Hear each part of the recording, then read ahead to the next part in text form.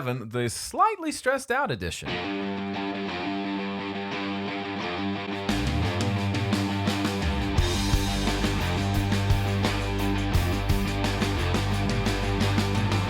Hi, everybody. Welcome to Ask Joe. My name's Joe Gilder. I run HomeStudioCorner.com and the YouTube channel, and I do other things related to music. HomeStudioCorner.com, JoeGilderMusic.com. The reason today is a stressful day is because this is the first time I've run audio through my new mixer. Check it out. Bend on down. Look at it. Isn't it beautiful? You probably can't. Hang on. Stop looking at me. Look down.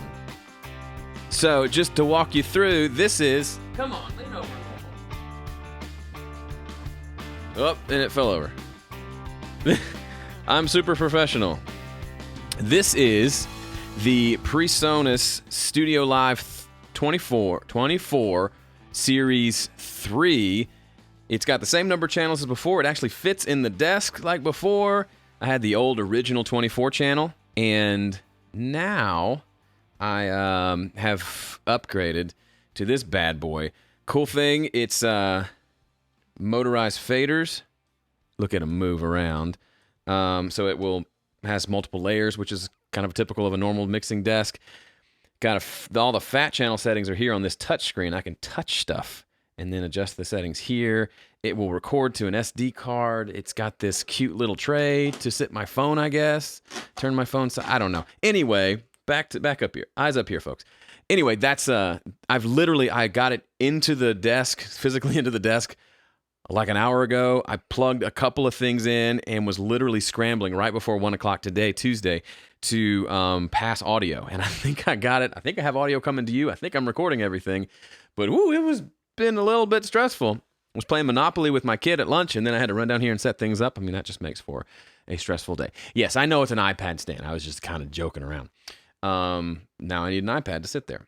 Anyway, lots of videos to come where I'll show more behind this thing. I'm really excited about this board because it's got the moving faders that we've wanted for a long time in PreSonus boards.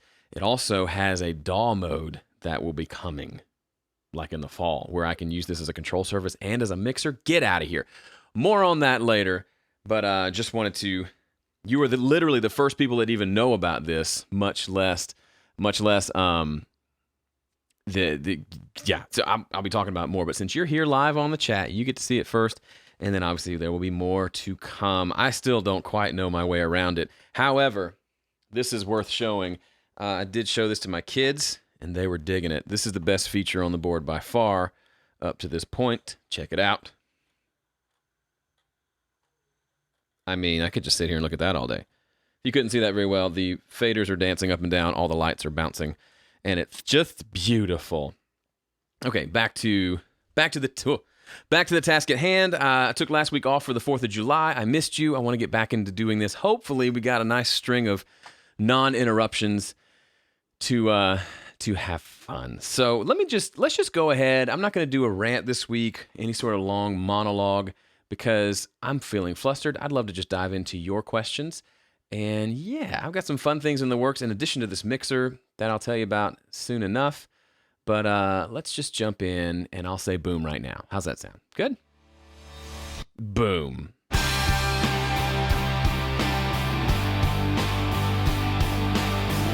All right, there's a few questions in the chat about the mixer itself. I probably can't answer most of them because I've not actually done it yet. Right now, this mixer only does 48K. It actually doesn't even do 44.1, which they're going to change, but right now it's 48K. For those of you who want to know about 96K and 192, I understand that seems better, and maybe you can hear a difference. I would challenge you that you can't hear a difference, and it just adds more processing and makes your file size bigger. I don't know. Maybe I'm wrong. I could be wrong.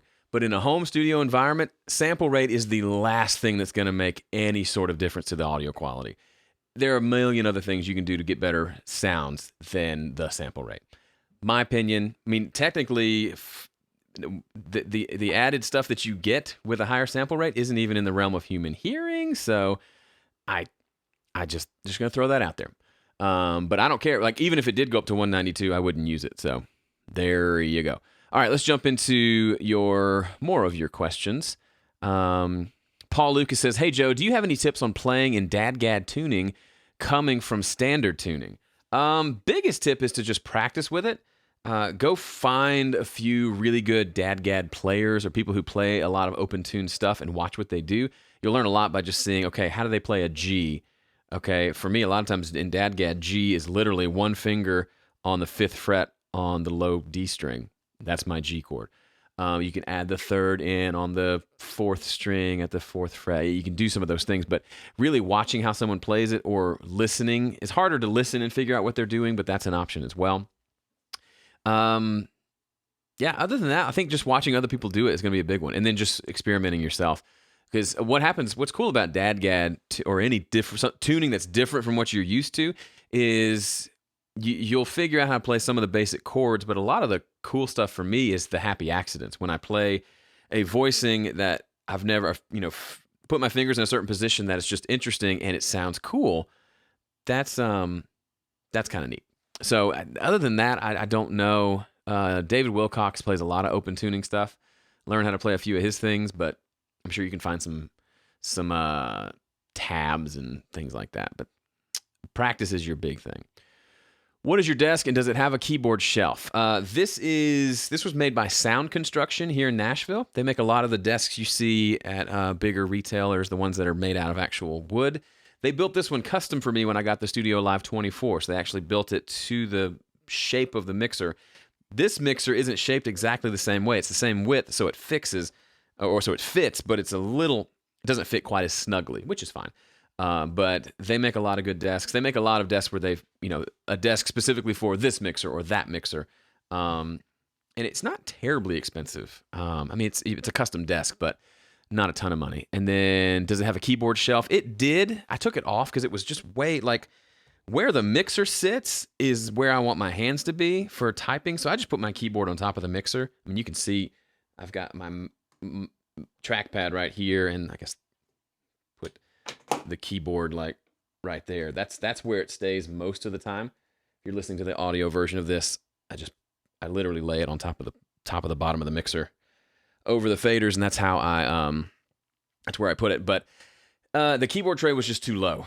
And I think if you have a keyboard tray that's at the right height, then the rest of the desk is going to be really high. So I don't know. There's not a perfect solution. I'm sure there's a perfect solution. I haven't found it yet.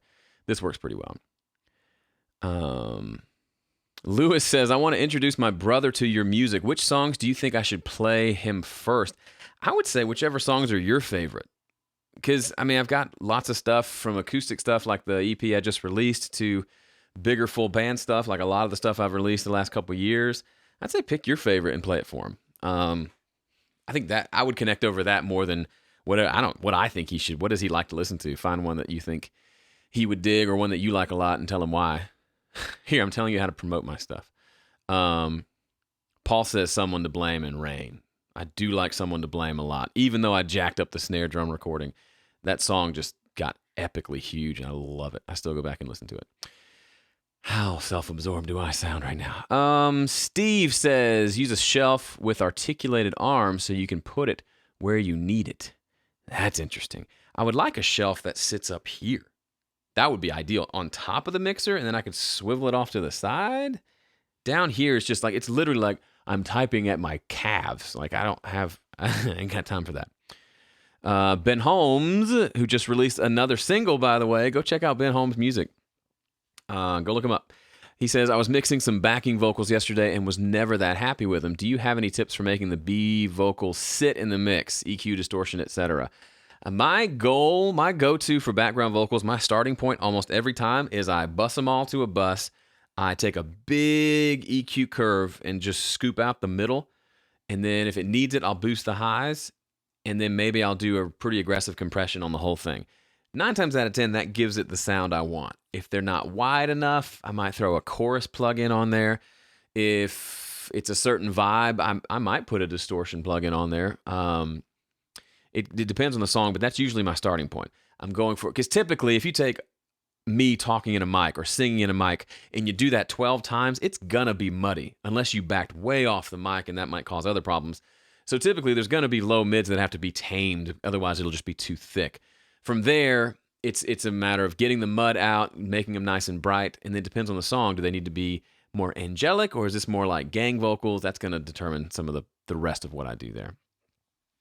How do I stop kids messing with my studio gear? Oh boy, I had them in here the other day. It helps if you have a separate entrance to your studio that they can't get to. Locking the door is a big one. Sam Canucks here. What's up, Sam? Yeah, I don't know. What's cool about this mixer, if they come in and jack everything up, I can just revert back to a scene that I've saved, and it'll wipe everything they messed up. Also, my studio computer, I have a password to unlock the screensaver so they can't get in. Before I did that, they would literally come in and like files on my desktop would be renamed to like gibberish. And then sometimes they'd be deleted. So that's helpful. They can only get to my screensaver password screen. They can't get in from there. Other than that, man, I don't know. Put them up higher where they can't reach them. Mount everything on the ceiling. That's a good idea. Vinny says, how would you go about getting a mono summed headphone mix through a snake return for tracking? Because of the 1/4-inch adapter, I'm only getting audio through the left ear. So you can technically send a headphone mix through a snake. It's probably not going to work very well, but you could technically do it. You literally just have to come out of a headphone output on your mixer or on your interface, plug a balanced 1/4-inch TRS cable from that into the snake, and then just plug your headphone into the other end of the snake. It technically works. Might not be loud enough, might lose a lot of like low end, might not sound that great. The way I do it takes a few other steps. You have to have 2 channels available on the snake. So I have an actual live snake that I use in my studio.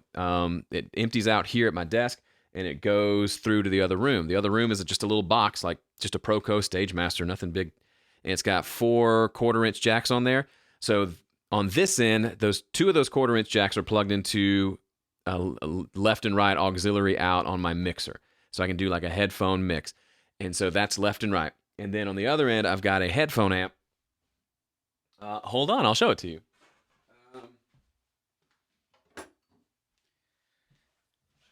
On the other end, I have this guy, which is the PreSonus HP4. It's just a 4-channel headphone amp. It's got left and right inputs on the back right here. So plug those in, and then you plug your headphones in and go. This thing gets really loud. That's how I would set it up. So you could maybe do it the way I described with one. You'd have to come out of a headphone out into the snake. Probably not going to work well. Better system is to go through the snake. If you have the snake already, go through 2 channels of the snake and plug it into here. If you really want it to be mono, which is what you said, this box is still a good option. Run just a mono signal through the snake, plug it into one side, and this has, you probably can't see that either, this button right here is a mono button. So if you only had 1 channel and you didn't care about hearing things in stereo, whack that mono button and everything gets summed to mono. There's the answer to your question. Sam says he used a Furman system with little mixers that each person gets their own 4-knob mix. Those Furman things are cool. They're ugly but cool. I don't know how much they are. Hearback is common and pretty popular around the Nashville area. Some people go with the splitters and actual like 12-channel mixers in the room, and you can completely mix it yourself. Lots of options. Are there significant differences in headphone amps? Probably. I don't care. I've always just used what I have. The only reason I got this is because I needed more headphone outputs for when people are here recording. And then also so I have a headphone amp in the other room. Otherwise, yeah, I'm sure there's plenty of significant differences, but I just don't care. Big Boss in the chat says hi. Hi, Big Boss. We have Big Boss here, folks. Doodle-a-doo. Let me scroll back up. Do you have that feeling of stick with what works? I'm not sure what you're talking about. I lost the context of that question. Will Paxton's here. By the way, I see a couple people here who are coming in like a week and a half to Nashville to come to a 2-day recording session I'm doing at a sweet studio to record for my next EP. I haven't talked about that on this podcast because I've been gone, but or maybe I have and I forgot about it. But we have booked the session 2 days. We're going to do drums, bass, and whatever else we can get to on day 1 and overdubs on the second day. Got a good handful of people coming. Somebody's coming from Australia, Alabama, Oregon, Washington, Michigan. One person from Canada was about to come and then couldn't make it. So got a good crew coming out. There are still a few tickets available. Hit me up. I will let you know the details, but it's going to be really fun. Will Paxton's here, and I think I saw Ed. Yeah, Ed's here as well. He's coming down from Michigan. Will's coming up from Alabama. Going to be a good time. I'm sure I'll talk about it on the following episode of the podcast. So that's happening on July 21st and 22nd, which is fun. Robert Cohen says, question about your beginner's class. Do you have an expected date when the class videos will be downloaded for offline viewing? Great question, Robert. Thank you. Could you do me a favor? Could you email me a reminder, and I will get those going? I've been waiting to change out my internet provider because the upload speeds have slowed to a crawl. Literally, last time I tried to upload a decent-sized file, it went all night and didn't upload. So just got the new internet installed today. That's what I've been waiting on to upload those videos for download. He's talking about the Intro to Recording class. If you check out understandingrecording.com/intro, it's a brand new course that I'm doing. We're about 7 weeks in, covering a lot of the basics of recording, good foundational stuff. And right now the videos are streaming in the members area, but I will have download links available very soon. Thank you for the reminder. Where are the missing episodes of Ask Joe? Lewis, there's a good chance I've forgotten to post the audio versions. I know episode 205 got lost. They're all on YouTube, so you can find them there. I will try to go back and fix the others. I'm just very busy. Robert Hammond's birthday is Saturday. Happy birthday, Robert. That makes me happy. All right, let's go back up. Sean Johnson says, my acoustic sounds punchy live through the piezo pickup, but recorded with a large diaphragm sounds less so. Did you compress your acoustic on Rain to get that great punchy sound? This is a good question. First of all, pickups and microphones are two very different things. I don't like the sound of a pickup. It works live. Obviously, I use it live because there aren't great options for miking up a guitar live without tons of feedback and problems. The thing about live is you really aren't getting to hear it like the rest of the audience hears it when you're playing and singing and whatever else you're doing. So that's a part of it. The option could be, and I hate that I'm even saying this, maybe record the pickup. Maybe that ends up sounding better. Maybe you've got one of those really nice sounding pickups that sounds good recorded. I would guess that's not the case, but it could be. I don't like the sound of recorded acoustic guitar through a pickup. I just don't like it. It just doesn't sound good to me. So if you're not getting a good sound with your large diaphragm condenser, it could be a number of things. And those of you who are regular attendees can probably list them. It could be the guitar itself doesn't sound that good. It could be the playing. Maybe your playing isn't conducive to a good sounding recording. Maybe you're not playing very well. It could be the room. It could be the microphone. It could be where you're placing the microphone. It could be how you're playing. It could be the thickness of the picks that you're using. Could be any number of things. But your question was, did you compress your acoustic to get that great punchy sound? No. The reason, and I feel like a jerk when I say this stuff, but you just have to take it for what it is. The reason my guitars sound good on Rain, which is my latest EP, the reason they sound good is I used a really good guitar. It's that one right there, that Gibson J45. I used a pair of good mics in stereo. I found the right position of those microphones, and then I played well. I know that sounds A, overly simplistic, and B, terribly narcissistic, but it's kind of the truth. So if any of those pieces are missing, if it's not a great sounding guitar acoustically, if you're not a great player, or if you haven't found the right place to put the microphone, if any of those pieces aren't in play, then you're going to have different outcomes, right? Doesn't mean, but basically, like, it's kind of like I saw an interview, and I think it was Sound on Sound. They were interviewing the guy who engineered a bunch of stuff at my feet. Engineered a bunch of the AC/DC stuff, and he says he gets the question all the time: How do I sound? How do I get guitar tone like Angus Young, right? And he said, well, you're going to need an SG guitar, you're going to need a Marshall 100-watt head, and you're going to need Angus Young.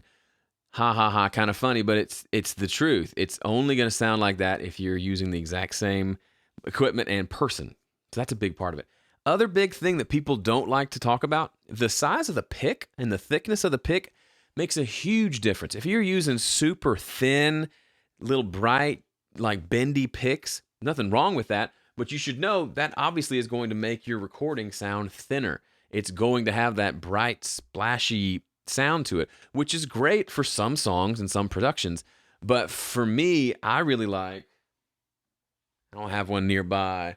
I'm currently, the last year or so, I've been using the Jazz 3 picks. They're tiny, they're really thick, and they don't bend at all. And it makes all the difference in the world in what my guitars sound like. They sound a lot thicker and fuller because I'm using this really thick pick. They don't get bright and overly bright, which is a problem you have with thinner picks. That's a big thing. I would be curious if that makes a difference for you. You may not like playing with it, but if it sounds better, I think sounding better trumps whether you like it or not. I got used to it. Honestly, I played them a long time ago, and I got some boomy recording, so I moved away from it. But I got better at recording, and I went through a phase where I was obsessed with Joe Bonamassa, and I saw that he uses Jazz 3s, so I went back to those, and I just dig them. They're thick, but they allow me to have that control I want. Sam says, everyone that's tracked with my Jumbo Larrivee has always raved about the recording tone. It's been on dozens of songs. Yeah, I mean, the guitar makes such a big difference. Yeah, it really does. And it even makes it worth putting up with the fact that this guitar won't ever stay in tune because it sounds so good when I finally get it in tune. So all the guitars on Rain, for example, that entire EP, every guitar you hear is just that guitar. I've got a Taylor that's great, nothing wrong with it. I'm in love with this guitar, and that's what I use.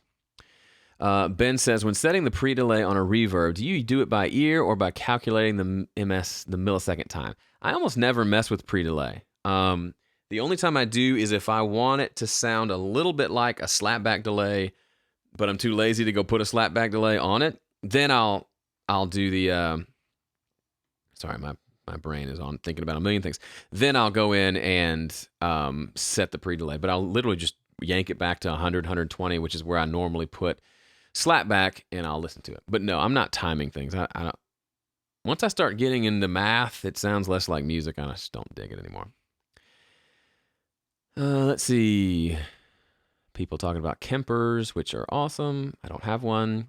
Maybe one day. Do you have a Telecaster guitar? Yes, that one right there. See that maple neck? That is a bootlegger guitar that is made by a guy up in Michigan. I traded a mic for it years ago. Great little telly.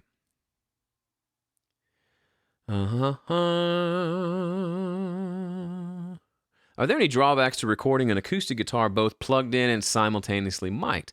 Phase issues or the like? There's always, whenever you have two copies of something, two mics on a source or two different sources on the same thing, so a pickup and a mic, there's always the possibility of phase problems. It's kind of like when there's a little box that I forget who makes it, where literally for live sound, if they're going to use, if they're using both the direct bass signal and the amp signal, there are boxes that'll actually delay one or the other so that they get more in phase, because that actually just the difference between the bass plugged straight into the system versus the distance from the amp to the microphone can be enough to cause some problems. So yes, it's something to think about. Flip the polarity, see if you can make it sound better or worse. I don't know the last time I plugged in. I just like to get it right with a microphone and leave off the pickup entirely. But that's just me. And to kind of, not in my own defense, to make an argument for the other side, I've said that for years. I don't like the sound of direct guitar recordings on acoustic, so I never do it. That said, one person sent me a recording he did a few years ago, fingerstyle guitar. He used like up close, like a pair of really nice mics and then a pair of Neumanns farther away. And then he also plugged in direct, and it sounded incredible with all those blended together. You got the direct signal actually gave it, you could hear the individual notes a little bit better. And when he moved his fingers, you could hear that a little better. And blended in, it certainly worked. I think he sent me a version without the direct guitar, and I didn't like it as much. So I have my opinions, but then there are certainly people who are pulling it off without, with the direct guitar, and I can't argue with that. Keith says, I've been hearing a lot about low passing lately. Do you do this extensively or not in your mixes? So a low pass filter, meaning rolling off the highs. I only do it when it needs it, and I don't find myself needing it a whole lot. Usually where I use it the most is people have gotten some sort of amp modeling software or like a Kemper or something probably cheaper like an 11 rack or something, and they've gotten really happy with the gain knob to where they make it just way too overdriven and way too bright. And it comes to me and it just is like whoosh, this big like white noise party. That a lot of times, sometimes a high pass filter or a low pass filter there will just chill it out to where it sounds more like a normal human guitar part and not this excessively bright part. It's not an ideal scenario because it still doesn't sound great, which is why obviously you want to get the tone right at the beginning. But that's the main place where I use it. I've used low pass filters before in mastering. If the whole thing is just too bright, it can smooth things off to roll off the really, really high frequencies to where it just sounds warmer. I learned that from what's his name? Works for Gibson now. Anyway, he talked about it, and I stole it from him, and now I'm not giving him credit because that's how this goes. Live recording into Studio One. I guess he's not going to show anything practical in this stream. Well, this is a Q&A, so not sure what you were looking for there, Skyhawk77, but if you have a question, I would be happy to try to answer it. I would like to hear a little about binaural panning. I've heard this way to pan stuff to one side, but make it sound like it's coming from both speakers in a weird way. So binaural panning, I don't know what that is. Like binaural recording is where you like record with microphones in approximately the same spot as your ear.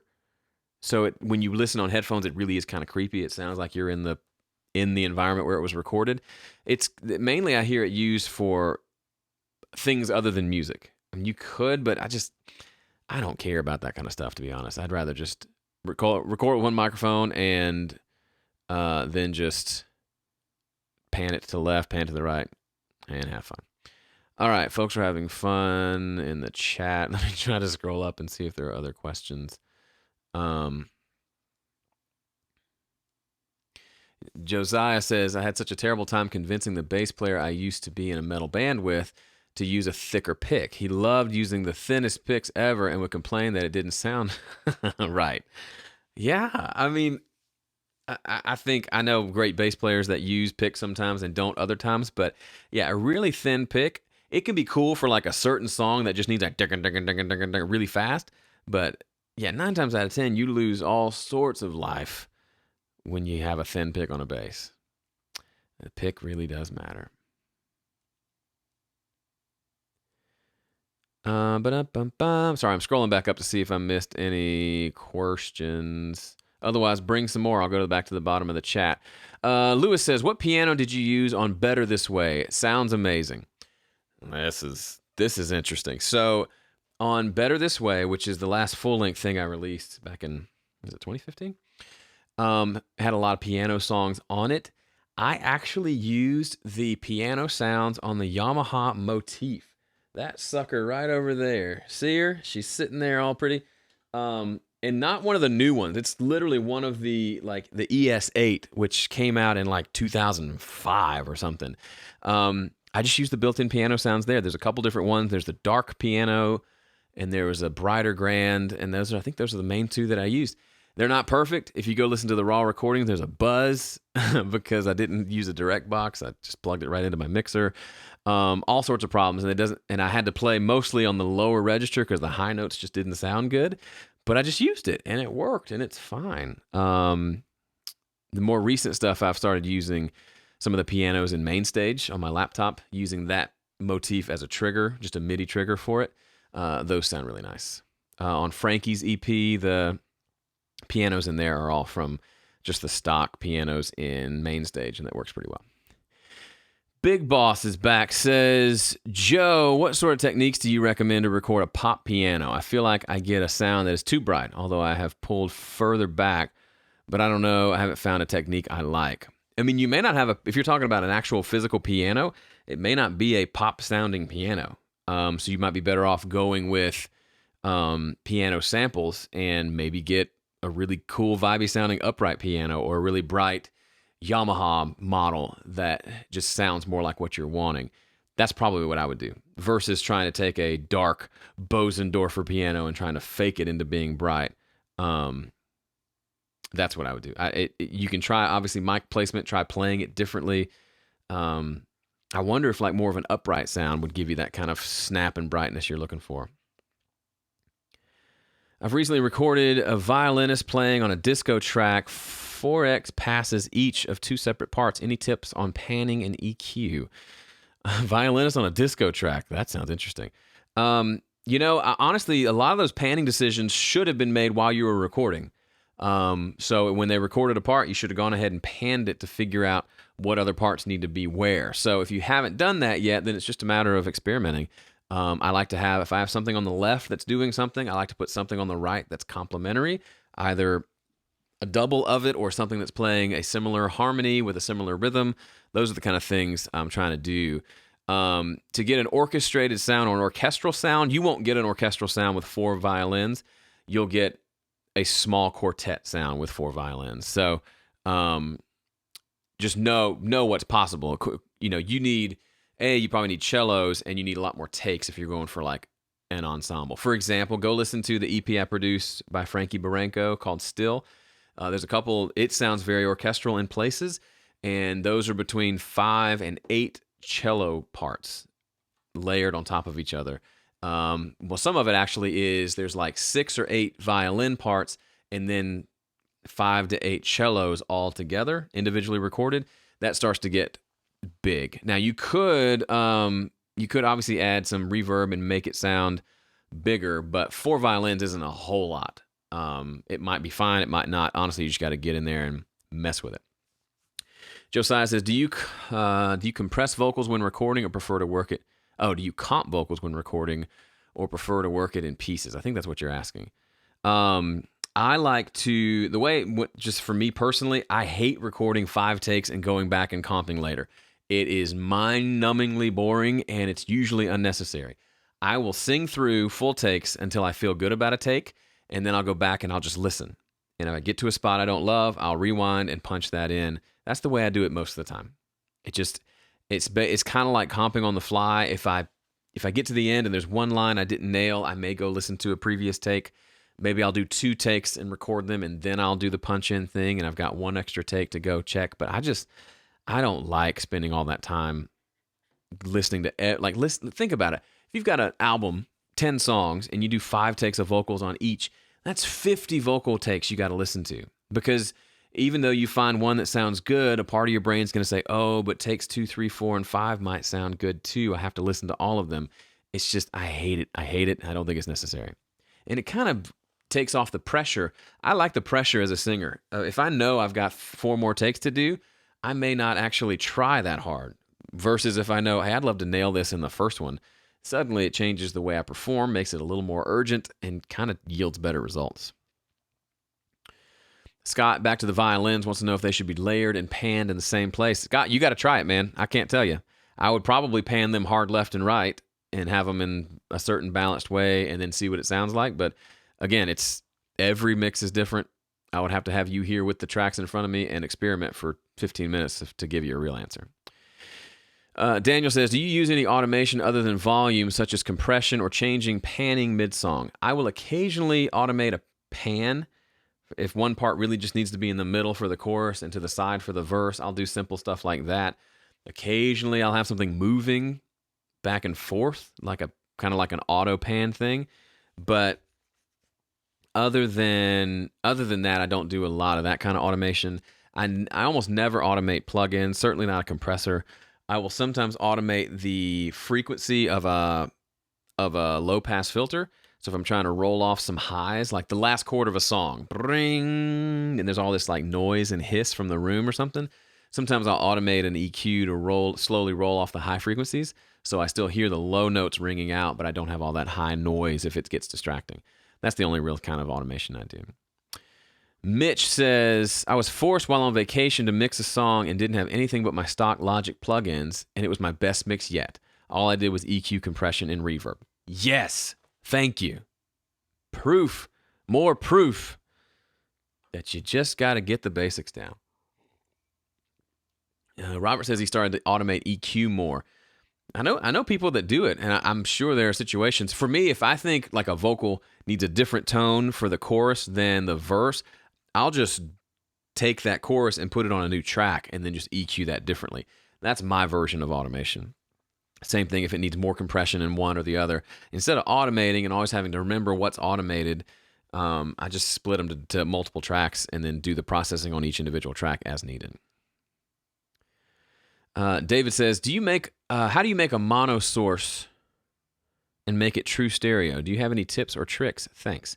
I don't know what you're asking, David. Give me more specifics, because if something's mono, you can't make it stereo. So if you recorded a bass with one cable into a preamp and recorded one channel, there's no way to make that stereo. You can add a stereo effects to it, but I'm not sure what you mean by making it true stereo. How do you use your 11 racks in your recordings as an interface or via your mixer? I use it just like I use an external preamp. It's got analog outs that come into my mixer, and I just record it in that way. I've never used it as an interface. It is just to me, it's another piece of analog equipment in my studio, even though it's completely digital. And I tried using the control software where you can control the settings on screen. It just didn't work very well. So I tried it once. It wouldn't work, so I just stopped using it, and I just used the buttons on front. However, I've not used it in a while. I've been more into my pedal board and my Fender amp to get a lot of tones. I'm sure I'll circle back, though. How do you get the hand percussion on your latest EP sounding so good? Recording technique, EQ, compression? Good question. Hand percussion is really hard. If I had a secret weapon, hold on, I'll show you. If I had a secret weapon, it's this guy. This is the Cascade Fathead. The thing with percussion is, especially things like shakers and tambourines, they will chop your head off if you throw a condenser on them. And not to say you can't turn them down and EQ them and all that, but this kind of it just feels like it's EQ'd to make percussion sound good without being in your face. So like claps sound good on this, any sort of hand percussion, shakers, tambourines, they already sound better with this mic, which is interesting because this mic, as much as I'd like to use it on everything, I use it on guitar amps and percussion. And like as kind of a drum room mic. Otherwise, it doesn't sound good on anything else. And that's kind of the point, and it's cheap. So that's probably my biggest secret. Once I started using that on percussion, I found myself not even needing to use much mixing to kind of get it to sound right. So anything on my latest EP, Rain, that sounds like a kick drum, it's that djembe you can't see over there. And again, I just use one mic. I think I just put it on top, and I would literally, I would plug it into my ADL 700, which is a channel strip, and I would boost the low end on there, and then I would just move the mic and kind of just hit it and record a bunch until I got one that sounded pretty beefy. Then that one I would go in, chop up, and loop. So it was not, most of the time, it was one hit that I found that I liked, and then I worked it into a loop that I played along to. Robert says, I'm tired of Graham winning on dueling mixes. We need to help you take him down. You know, it's a meritocracy because we do blind votes for the mixes, and he just probably mixes in a way that appeals to more people. Or he just mixes better could be the option too. I will say, so if you're not familiar with dueling mixes, we've been doing it for almost 5 years. Every month we mix a new song. Both Graham and I mix it. People can listen to them and vote on them. Every month, literally, I can think of probably two or three times in the last 5 years when we finished our mixes. I've listened to his and I've listened to mine. Only 2 or 3 times have I actually preferred his mix to mine. And I know that sounds like I'm just saying that to kind of save face, but truly, honestly, I end up liking my mix better than his. Not that his is wrong or he did anything technically wrong with his mix. I just end up liking mine better because it's me and I made it sound the way I wanted it to sound. Now, his mixes tend to be a little bit brighter. They also tend to have more general compression. So his mixes, if I pull them in and I'm level matching, if my mix might be at dynamic range of 16, his might be a DR of 12 or 14. Does that make a difference? Maybe. I don't know. His mixes tend to have a little more bass, be a little brighter. I just don't like them that bright. But bright really appeals to people, and so that's a thing too. So anyway, I don't answer your question. I'm not trying to justify my losing. I have lost fair and square many months, but I also feel like I've won in the sense that I've not regretted. I've only a handful of mixes I've thought I could have done that better, but for the most part, I haven't. Why do you send your tracks off to be mastered when you can do it in Studio One? I've been mastering in Studio One myself, actually, the last several EPs, but the real reason is to have someone else who's a professional put their ears on it. Jordan says, you know what? The outro music's starting, but I'm not ready to... Let me turn that off. I'm not ready to stop yet. Jordan says, any tips for mixing vocals for a band like Little Big Town where there's no lead singer who is noticeably out front with the background vocals, just 3 to 4 vocals at similar volume? Just boost the background vocal volume or more. I love when there's more than one vocalist. If I can get away with it, I like to run them all to the same bus and then treat that as a lead vocal sound. So you can set the levels to get them all roughly the same, but they're all kind of hitting the compressor at the same time. It tends to glue them together in a way that's cool. Sometimes it just doesn't work and you have to just process them independently. But yeah, you have to treat it like there is no lead vocal. It's just there's this sound, this combination of voices that is the lead vocal sound. So Skyhawk is saying you can change a mono source into stereo by splitting the input signal to 2 left and right stereo channels, and then pan the left and right channels independently, or duplicate the channels and record to each. That will put it on 2 channels, but it won't make it stereo. It will still, if you take a signal and put it on 2 tracks and pan left and right, it will still sound right up the middle mono because it is still a mono signal. Milch and stuff says, loved your latest EP. Really was inspired by how you were able to sound so amazing with just an acoustic sound. I've gotten into that now, and I'm starting to write an EP in a similar style. It's super fun. I missed getting to like rock out with my buddies, but it's also really fun to do acoustic stuff because you have to find a way to make it big without big instruments. It's kind of fun. That mentality is our way of having ownership. I've had others record my songs, but I like my versions better. Yeah, it's certainly, and I think I'm mature enough to where if someone else did a better version of my song, I'd be able to say, yeah, that's better. Good example, if you've heard the remix version of Better This Way, when I released the album Better This Way, I had a remix competition where people could take the stems and remix it, and the guy who won, I actually liked his version better. I would listen to that one more than my version. So there you go. There's an example of someone who did it better. Do you use EQ on the 11 rack to get rid of the annoying sounds and frequencies, or do you do it afterwards in Studio One? I mean, I use the amp EQ, like the low-high knobs for the amp models themselves, but, if there's annoying frequencies, yeah, I try to fix it at the source by, like, changing the settings. I don't use if there's the 4-band EQ or whatever, if there's one of those on there, I don't use that. I have a client who wants a mono guitar track to sound like stereo guitars. Okay, David, excellent, got it. You have to double it. A couple things you can do. You could leave it up the middle and send it to a fairly fast stereo delay, like a ping pong delay, and set it to a fairly fast delay time. That will give it a little bit of width, and that might be the solution. Maybe a little bit of reverb will give it some width as well.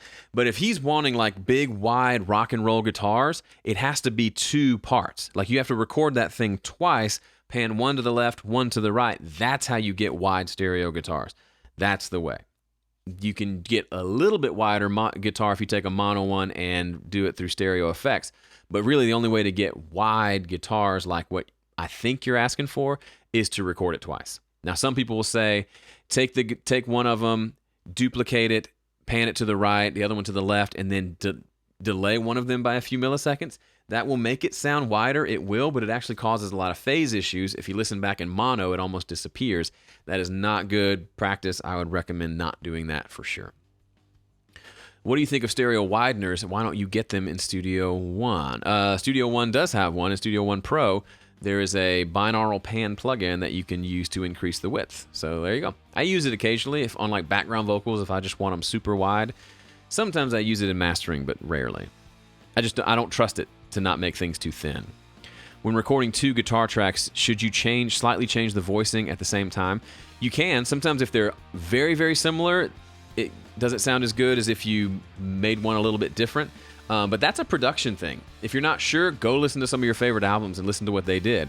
AC/DC, classic guitar on the left, guitar on the right. Are they playing the same thing? Sometimes they are, sometimes they're not. One might sound thinner, one might sound thicker, one might be up on the neck, one might be down. It's a creative thing. There's no right or wrong way to do it, but you should definitely try to not make everything exactly identical. Okay, I think I am done. I will stick around the chat for a little bit longer, but my voice is tired and I gotta go. All right, see ya.